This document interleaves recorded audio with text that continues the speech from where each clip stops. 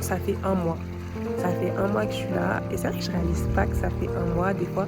Moi au début j'étais très dramatique, j'étais en mode ouais c'est bon, j'en ai marre, je quitte, je pars, j'en peux plus. Franchement si c'était pas Dieu, j'allais prendre le premier billet d'avion, j'allais rentrer à la maison et tout. Je vous cache pas, c'est pas facile. J'ai dit à Dieu, Seigneur, je sais pas ce que tu veux enseigner mais c'est pas facile. Franchement c'est pas facile. Mais on fait avec, on s'adapte. Et c'est quelque chose qui m'avait tellement affectée, je vous cache pas, j'avais tellement pleuré. C'est juste le fait d'être là et de se dire si j'étais restée là-bas, j'aurais pu faire ci, j'aurais pu faire ça, etc. etc.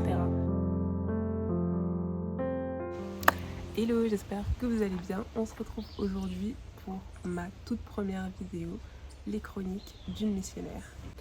Je me demande si c'était une bonne idée de me mettre au soleil. Alors bien évidemment, avant de commencer cette vidéo, je vous demanderai de vous abonner si ce n'est pas encore fait et d'activer la cloche de notification parce que assurément c'est la première mais pas la dernière vidéo. N'hésitez pas aussi à me suivre sur mon compte Instagram qui est juste ici. Alors premièrement, les chroniques du missionnaire, c'est quoi? C'est tout simplement une série de vidéos où j'aimerais parler tous les mois de mon adaptation ici par exemple en Martinique. Mon adaptation, comment est-ce que je m'adapte, comment est-ce que ça se passe, comment est-ce que quoi. Mais vous avez plus d'informations en description. Là je manque un peu de mots, mais en description vous avez toutes les informations nécessaires pour comprendre qu'est-ce que c'est au final les chroniques d'une missionnaire. Donc on va commencer tout de suite avec la première semaine.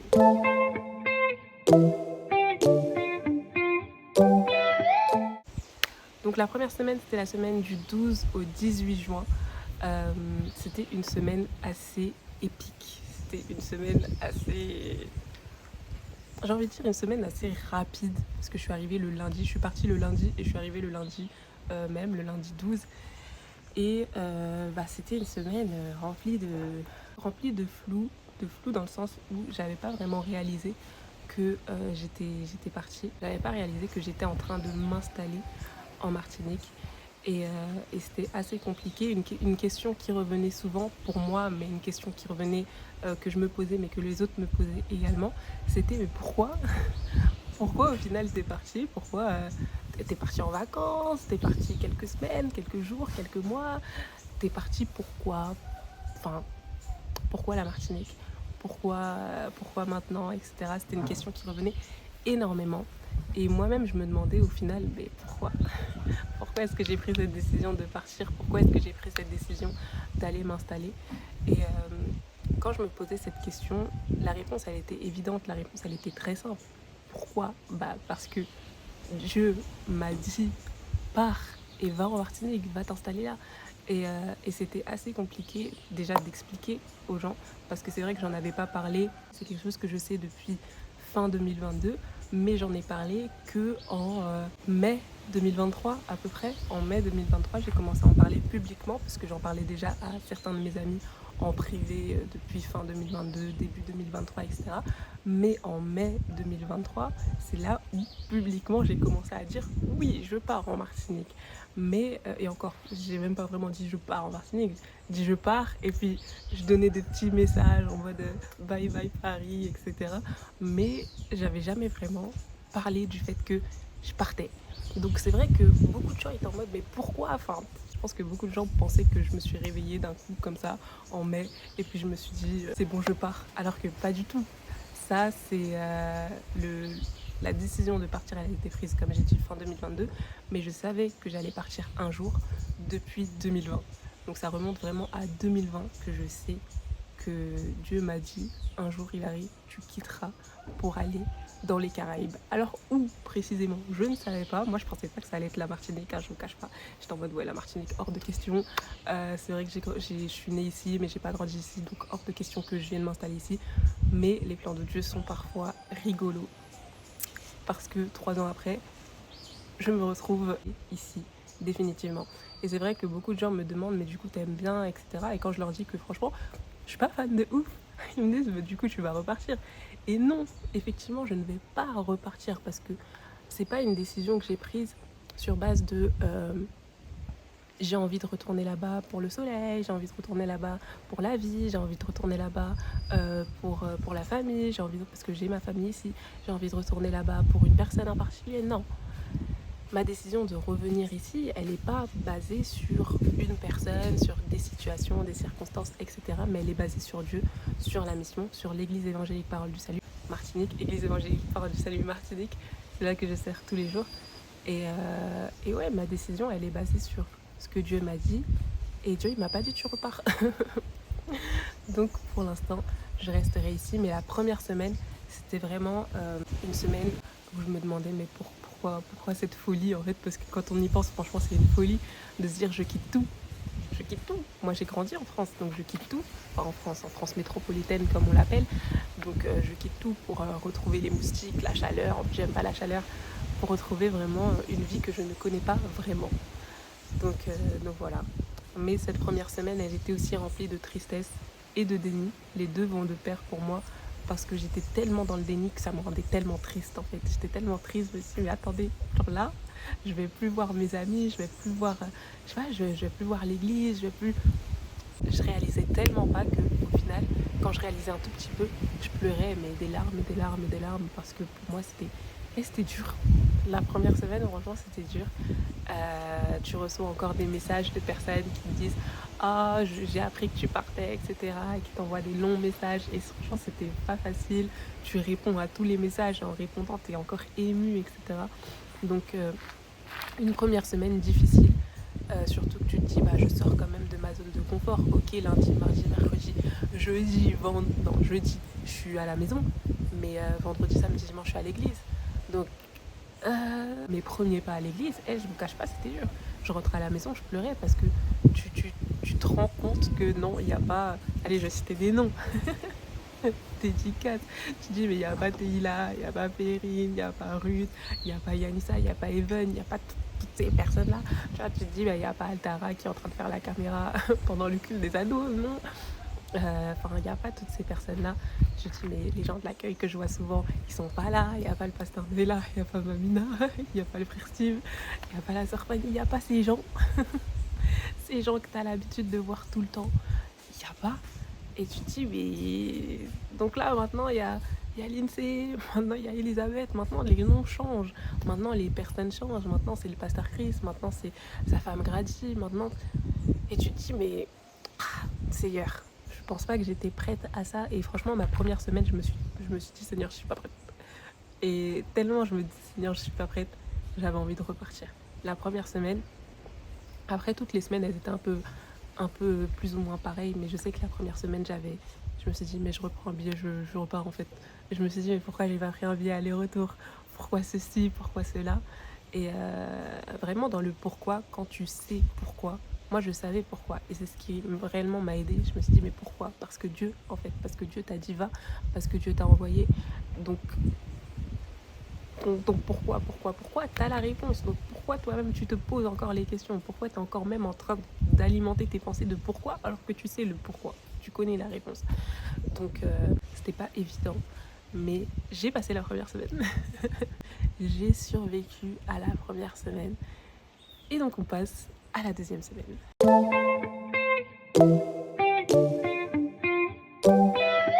La deuxième semaine, c'était du 19 juin au 25 juin. C'était ma semaine d'adaptation. Il faut une semaine d'adaptation dans la vie. C'était une semaine où le 24 juin, on a même eu un événement. Et du coup, c'était mon premier événement sur place. Et c'était un peu challengeant parce que je me suis dit, bah, ok, dimanche dernier, j'ai fait les stories. Ok, c'est cool, c'est bien. Mais maintenant, on a un événement, donc faut envoyer. C'est dur aussi, je ne l'ai pas parlé sur la semaine passée, mais c'est dur aussi de devoir aller vers des gens que tu ne connais pas forcément pour faire quelque chose que tu faisais peut-être à distance, mais que maintenant tu dois faire sur place, vraiment en physique, et tu te dis, bah, maintenant que je suis là, il n'y a plus de temps à perdre, donc on va vraiment créer du contenu, on va se mettre à fond, sauf que tu dis, bah, les gens, ils sont pas forcément habitués, parce que toi, tu es là, tu arrives, et tu commences à filmer, tu commences à les filmer, tu commences à faire plein de trucs, et on se dit peut-être, mais la fille, elle vient d'arriver, elle nous filme, enfin, qu'est-ce qu'elle veut? Mais parlais pas de ça. Je m'égare. Je parlais de la semaine d'adaptation. C'était une semaine d'adaptation par rapport à la vie de l'église, la vie à l'église, bref, la vie à l'église. Fallait que je m'adapte parce que la première semaine, j'arrive lundi, etc. Dès le week-end, je sers déjà. C'est une semaine qui est passée vite, mais où j'ai pas vraiment pris le temps de m'adapter et de même essayer de connaître les gens de l'église, parce que moi je suis venue service, en oubliant forcément les gens. Et ouais, du coup, la deuxième semaine, on a eu un événement. Et le fait d'avoir un événement, ça m'a, entre guillemets, forcé aussi à aller vers les gens, à m'ouvrir un petit peu plus. Et en réalité, cette semaine, c'était pas facile dans le sens où je me sentais étrangère à l'église. Je m'explique. Je me sentais étrangère, pas dans le sens où on me rejette, non. Mais dans le sens où je me retrouvais tellement pas que pour moi, j'étais pas chez moi. Au fond de moi, je me suis dit, mais je suis pas à la maison là. Je sais pas, j'arrive pas, je reconnais pas. Déjà, je connaissais pas vraiment les lieux, j'avais vu en vidéo avant, mais je connaissais pas vraiment les lieux, donc je devais un peu m'adapter aux lieux. Et puis tu vois que les gens, ils ont leur habitude. Quand ils arrivent à l'église, ils font ci, ils font ça, ils font ça. Moi-même, allumer une clim, je savais pas comment faire. Donc même si j'arrivais un peu en avance, j'étais là, je regardais les gens en mode, ah ouais, d'accord. C'est ça qui a été difficile pour moi. C'était vraiment de me dire, j'ai l'impression de servir à rien. Je sais pas quoi faire, donc j'ai l'impression au final de servir à rien. Et ouais, je me sens pas chez moi, je me sens pas à l'aise. Pourquoi ? Parce que je fais rien, j'observe, parce que je sais pas quoi faire. Donc ouais, c'était vraiment, je devais vraiment m'adapter à prendre ma place, à essayer de connaître les gens. Et je vous cache pas que dans les semaines à venir, on verra que c'était pas gagné. Cette deuxième semaine, ça a été aussi ma semaine où j'ai découvert que je faisais des allergies. Je prenais des médicaments, j'étais très fatiguée. Alors la fille qui avait réussi à combattre le décalage horaire, au final, elle était retombée dans une fatigue extrême parce que les médicaments me mettaient KO. Et au final, j'en avais marre. J'en avais marre à cause de ça. Et j'avais envie de rentrer à cause de ça. J'avais envie de retourner en France métropolitaine à cause de ça. Parce que je me suis dit, mais je suis pas venue ici pour souffrir. Genre, je viens et j'éternue tous les jours. Et je tousse et mes yeux me grattent. Et ma gorge me gratte. Et tout mon corps me gratte. Et j'ai des boutons de moustiques. Et j'ai des boutons sur mon visage. Parce que du coup, les allergies, elles me font des boutons. Et j'étais en mode, mais oh, c'est quoi ? J'en peux plus. Franchement, j'en pouvais plus. C'était pas facile. Et ça, c'était aussi une adaptation personnelle. Je me dis, je dois m'adapter, même si je voulais pas rester comme ça. Mais je dois m'adapter à, pendant un temps, me dire, ok, il arrive à changer d'environnement. Donc, il y a des petits trucs qui seront normaux. Il y a un changement, de température, il y a un changement de temps, il y a un changement d'environnement, il y a un changement de vent, il y a un changement d'air qui fait que, automatiquement, sur ton corps, ça aura des impacts. Mais tranquille, l'adaptation, ça prend parfois du temps. Et je pense que c'est ça aussi que j'ai eu du mal à me dire, c'est que l'adaptation, ça prend parfois du temps. Pour moi, tout devait aller super vite. Pour moi, tout devait se faire super vite. Et dans ma tête, je me suis dit, mais j'ai pas le temps de m'adapter en fait. Alors que si, je dois prendre le temps de m'adapter, parce que si je prends pas le temps de m'adapter, ce sera chaotique après. Et je pense que j'avais pas réalisé ça, qu'il me fallait un temps d'adaptation. Et je vous cache pas, je vous spoil un peu, mais je suis toujours dans cette phase d'adaptation. Je suis toujours dans ce temps où je dois m'adapter encore aux choses. Mais maintenant que je l'ai compris, ça va mieux. Oui. Je devais aussi du coup m'adapter à la chaleur. Il fallait que je m'adapte aussi aux moustiques. Franchement, la deuxième semaine, quand je vous dis c'était une semaine d'adaptation, et c'était une semaine d'adaptation. Je devais m'adapter à tout. Réaliser que, en fait, je suis en Martinique. Je suis plus à Paris, je suis plus dans mon appart étudiant. Je devais m'adapter aussi à la vie à plusieurs, parce que du coup, j'habite avec ma sœur et ses 2 enfants. Donc ça faisait qu'on était 4 à la maison. Je devais m'adapter à ça aussi. Et c'était pas facile. Franchement, c'était pas facile. C'était dur. Franchement, c'était dur. C'était pas évident. Disons ça comme ça. C'était vraiment pas évident. Mais, devinez quoi ? J'ai passé la deuxième semaine.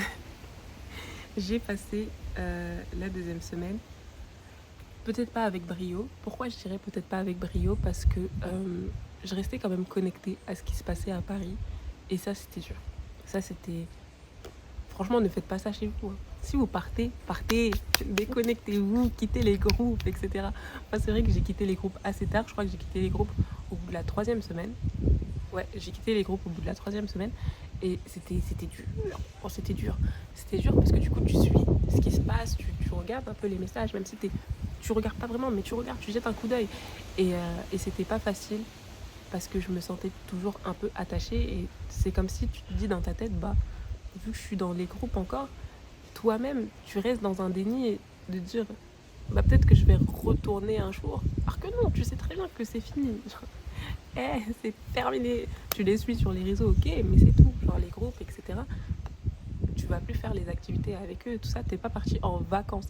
Et franchement, le fait d'être resté dans les groupes, dans ma tête, genre même si je savais que j'étais pas partie en vacances, mon cerveau, il me disait comme si, non mais septembre, t'inquiète. Alors que septembre, non, je suis encore là.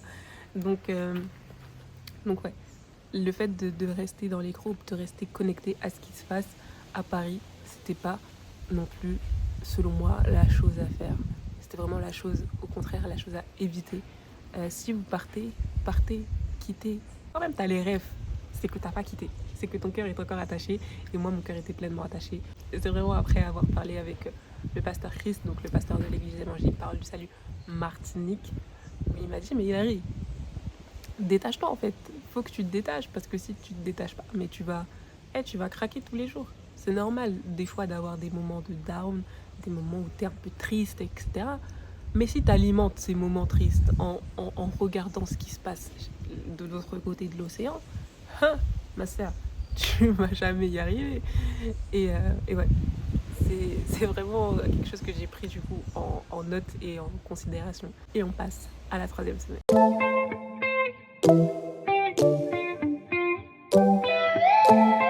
La 3e semaine, la 3e semaine, la 3e semaine, la 3e semaine, 3e semaine.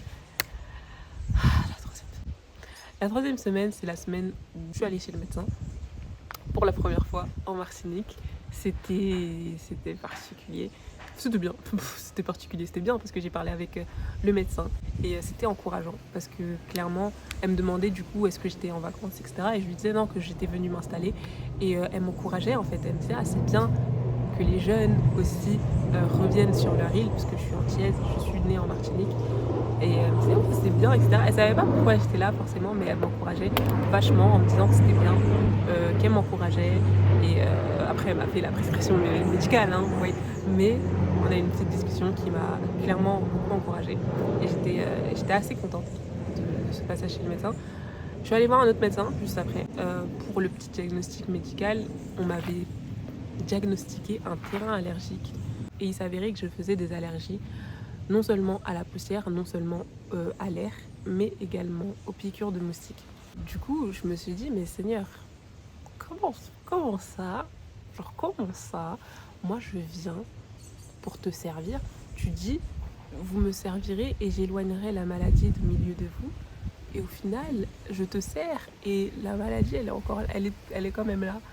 Et donc, j'étais assez... Je me suis dit, mais je peux pas te servir dans un corps malade, je peux pas...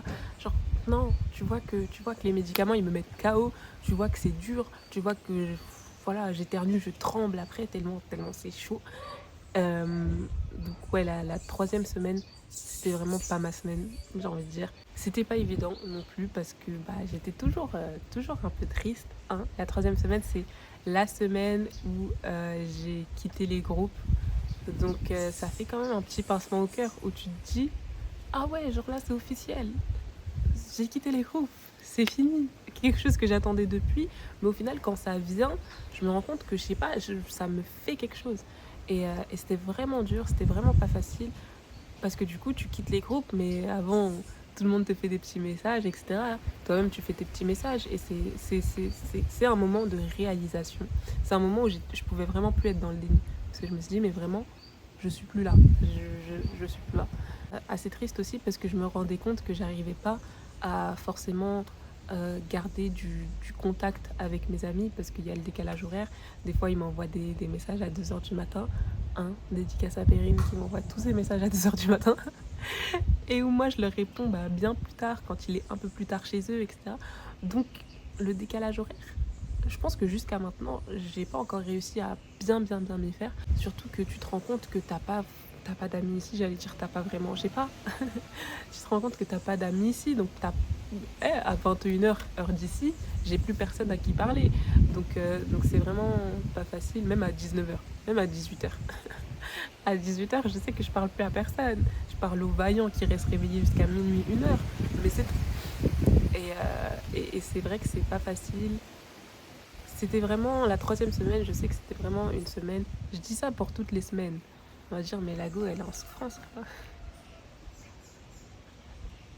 Je suis pas en souffrance. Non. Hein, il y avait du positif. Comme je vous dis, à chaque fois, j'ai passé la semaine avec brio. C'est que, voilà, mais je me souviens pas trop des moments positifs. Mais la troisième semaine, c'était pas vraiment une semaine évidente. La troisième semaine, je l'ai pas dit, mais c'était la semaine du 26 juin au 2 juillet. Et bon, c'était pas évident, encore une fois. Mais dans cette troisième semaine, bah, j'ai quand même pris du temps avec les gens de l'église, j'ai quand même pris du temps avec les gens de ma famille. Même si c'était pas... je vous cache pas que les 3 premières semaines, je faisais que pleurer. Hein. C'est pour ça que je dis que c'est pas évident, que c'était pas facile, etc. Parce que honnêtement, je faisais que de pleurer quasiment tous les jours.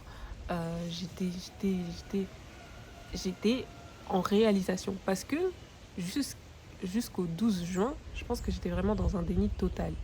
Et du coup, bah, après les trois premières semaines quand tu es ici, bah, le déni il doit partir. Sauf que la première semaine, tu es encore dans le déni. Donc deuxième, troisième, tu commences à petit réaliser. Tu réalises. Et tu réalises que tu es là pour une durée indéterminée. Et c'est ça, je reviendrai dessus plus tard, mais c'est ça qui était compliqué.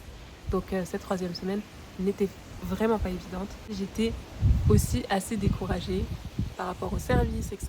Parce que du coup, tu sers dans un nouvel environnement, dans une église qui vient pas de commencer. Allez. Là, on va me dire, mais qu'est-ce qu'elle raconte? L'église, elle a même pas 1 an. Quand je dis qu'il vient pas de commencer, c'est que moi, je suis arrivée. L'église, elle avait déjà vécu des trucs. Hein. Je suis arrivée, l'église, elle a ouverte en avril. Après, ils ont changé de salle. Ils ont eu des gens qui se sont rajoutés, etc. L'église a déjà vécu des choses que t'as pas vécu avec elle. Je sais pas si vous voyez. Donc, ça fait que t'arrives, mais t'arrives pour toi, quand t'arrives, c'est vraiment ton point zéro et t'évolues à partir de ton point zéro. Mais sauf que les gens, leur point zéro, c'était bien avant.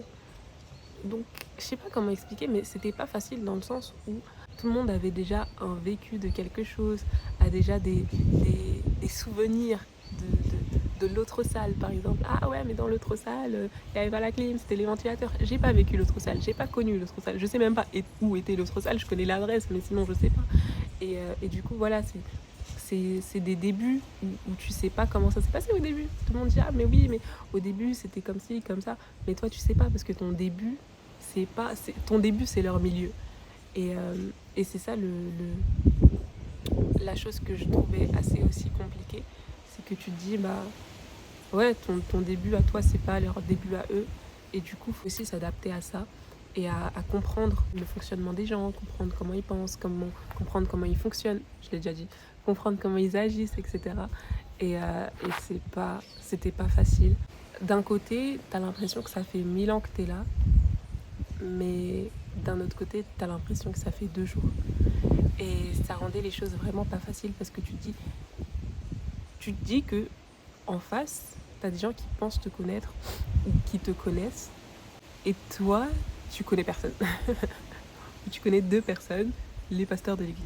Je me suis rendu compte que vraiment cette troisième semaine, c'était la semaine où je devais plus que jamais sortir de ma zone de confort, où je devais plus que jamais m'ouvrir aux autres, m'intéresser aux autres. Et c'était assez challengeant, j'ai envie de dire. Dans un sens, tu te dis, ça fait pas 1 semaine que je suis là. Tu te dis, ça fait 3 semaines, ça fait bientôt 1 mois. Donc au bout d'un moment, si tu connais même pas le prénom de certaines personnes de l'église, il arrive, c'est chaud. Mais je vous spoil encore. Ça fait 1 mois maintenant. Je connais toujours pas le nom de tout le monde. Mais c'est pas possible, t'as pas honte? J'ai pas pris le temps non plus de m'ouvrir les semaines précédentes. Et s'ouvrir, c'est vraiment quelque chose de très important. Tu peux pas te dire, je passe 3 semaines et je me suis pas ouverte parce que j'étais tellement dans mon moi, j'arrive pas à m'adapter, je comprends pas, je sais pas, etc. que t'en oublies au final les autres, t'en oublies le pourquoi. le pourquoi du début, là, tu l'oublies un peu. La réponse au pourquoi, en tout cas, je l'avais oublié un peu. Et c'est ce qui fait que je ralentissais un peu mon processus d'adaptation, je ralentissais un peu le processus de sortir de sa zone de confort, je ralentissais un peu le processus de s'ouvrir aux autres, le processus de communion fraternelle, etc. C'était la 3e semaine. C'était une 3e semaine tellement confuse, tellement... Vous voyez comment je vous raconte là? C'était comme ça, c'était brouillon, c'était... on essaye mais on n'arrive pas, mais on arrive, mais on sait pas, mais... C'était une 3e semaine à bout de souffle. Mais sachez que j'ai passé la 3e semaine. Peut-être pas avec brio, mais j'ai passé la 3e semaine. Et on passe à la 4e semaine.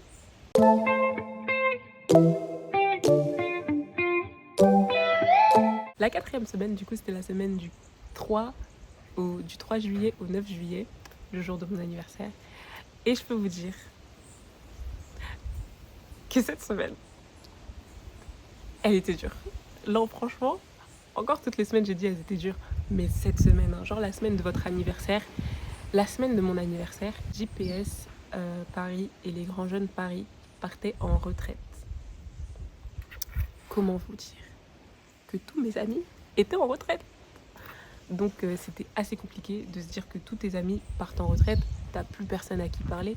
Et tu comprends que tout le monde part en retraite parce qu'il faut partir en retraite. Partez en retraite, je vous encourage. Moi-même, ce week-end, c'est la retraite de l'église. Donc, faut partir en retraite, j'encourage. Mais pour moi, c'était dur parce que je me suis dit, waouh, la semaine de mon anniversaire, il n'y a plus personne. C'est une semaine que j'ai passée au final seule, un peu plus seule qu'avec des amis. Mais une semaine qui m'a fait du bien. Franchement, eux, ils étaient en retraite, moi aussi, j'étais en retraite. J'étais en retraite d'amis. Et franchement, c'était une semaine tellement bénéfique, tellement positive. Une semaine, je suis arrivée le dimanche au culte. J'étais dans la joie parce que, ok, c'était mon anniversaire, mais parce que aussi, j'avais réalisé que les amis, ils vont pas disparaître. Mes amis, ça reste mes amis, à distance ou pas à distance. Et que au final, j'avais pas besoin de leur parler tous les jours. C'est pas une nécessité, c'est pas une obligation. Et ça m'a fait du bien de réaliser ça, de le comprendre et de le vivre aussi. Et au final, j'ai été, je me souviens, le dimanche, agréablement surprise parce que l'église m'avait fait une petite surprise pour mon anniversaire avec un petit gâteau, un gâteau H d'ailleurs. Franchement, c'était mignon, c'était gentil et j'avais vraiment été touchée par l'attention. Ça m'a fait vraiment plaisir et c'était la semaine où j'ai réalisé que j'ai une famille en Christ ici aussi. Ma famille, c'est pas juste à Paris, mais c'est ici. Donc j'ai pas qu'une famille à Savigny, mais j'ai une famille aussi à Fort-de-France, Dillon. Et ça m'a fait vraiment plaisir, ça m'avait vraiment touchée. Même si j'étais gênée, mais j'étais énormément touchée parce que je me suis sentie aimée en fait. C'est bête à dire, mais je me suis sentie aimée par les gens d'ici. Je me suis sentie aimée par mon église et ça m'a vraiment touchée. Moi qui pensais passer mon anniversaire seule, au final je l'ai passé très bien entourée. Et j'étais très très très très très reconnaissante envers Dieu pour leur vie, pour mon église locale. Et j'étais réellement très très reconnaissante envers Dieu pour ça, pour ma famille aussi, qui même si j'ai forcé un peu pour qu'ils me fassent quelque chose pour mon anniversaire, ils ont quand même marqué le coup avec un petit dîner, un petit repas. Et franchement, c'était une bonne semaine, une bonne journée. C'était vraiment une 4e semaine que j'ai énormément aimée. Une 4e semaine qui m'a fait énormément de bien et qui était sincèrement nécessaire pour moi.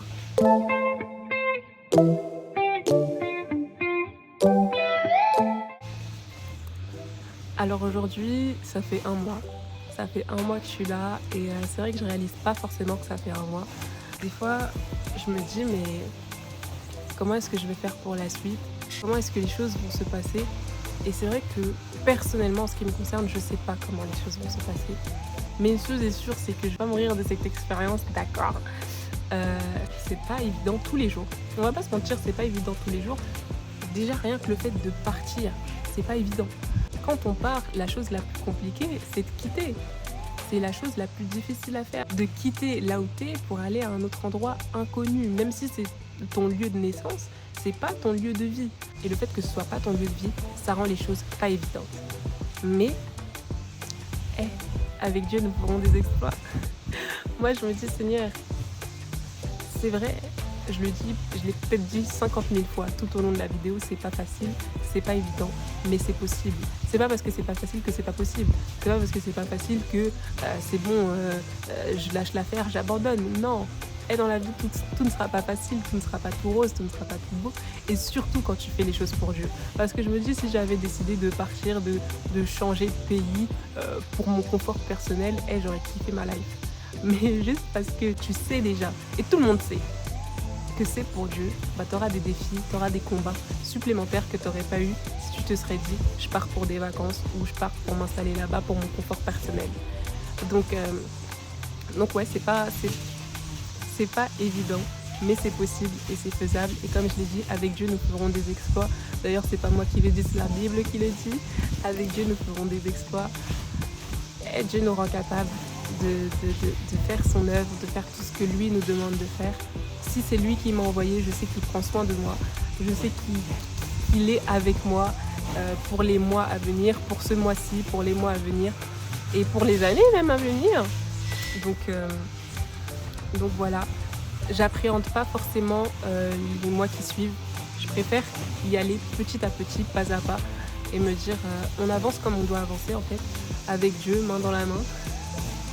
Main dans la main, mais il me précède.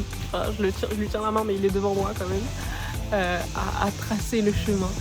Et voilà. Je vais m'arrêter là parce qu'il y a la débroussailleuse qui commence à venir vers moi, donc ça va faire de plus en plus de bruit. Mais en tout cas, je vous remercie d'avoir suivi cette chronique, d'avoir suivi cette vidéo. J'espère qu'elle vous aura plu. Si elle vous a plu, n'hésitez pas à lâcher un petit like et à commenter cette vidéo.